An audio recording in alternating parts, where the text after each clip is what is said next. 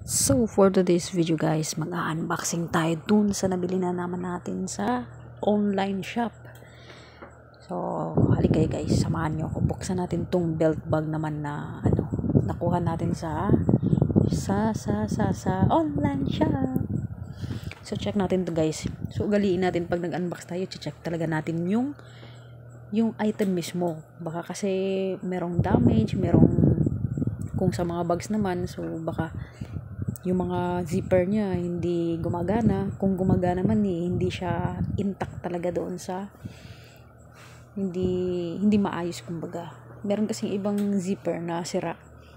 So ganito kasi siya dati yung binili ko, yung una.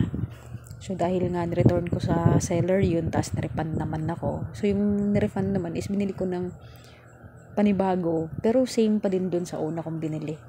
Pero ibang online shop naman. So ito na siya, check natin to. Check natin maigi, baka may damage na naman. Yung una kasi is nabutas talaga yun, sayang nga eh.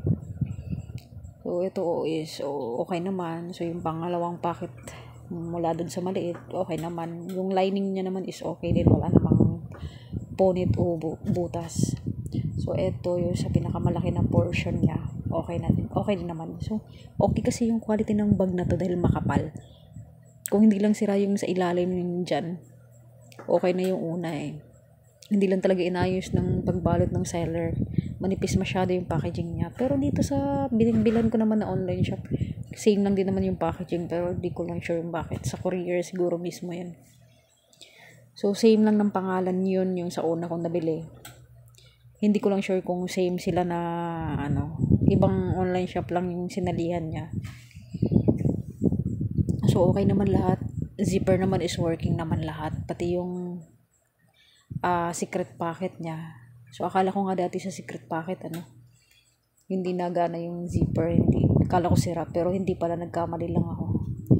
Kasi dapat 2 beses mo siyang i-try dahil open lang siya pagka binuksan mo. Para kumagat siya doon magkabilaan. So ayan, okay naman. So satisfied na kasi walang damage. So far okay yung item. So papakita natin sa inyo yung paglagay nito.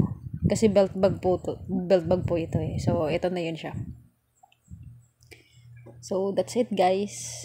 Yan lang naman, share ko lang sa inyo. So ugaliin mag-unbox at i-check lagi yung item na nabili niyo sa online shop.